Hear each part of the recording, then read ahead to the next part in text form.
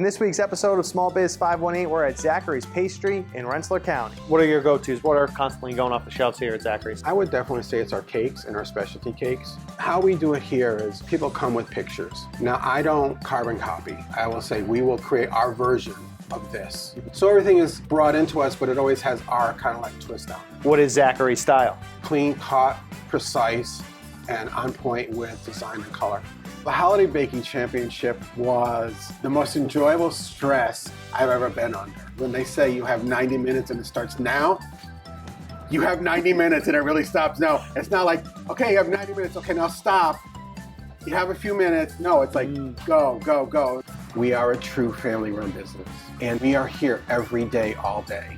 You know when you're coming in, you're always gonna see one of the owners, and I think that's important. That's it for this episode of Small Biz 518. To try out Zachary's for yourself, visit their shop. There's one in Rensselaer and one in Albany.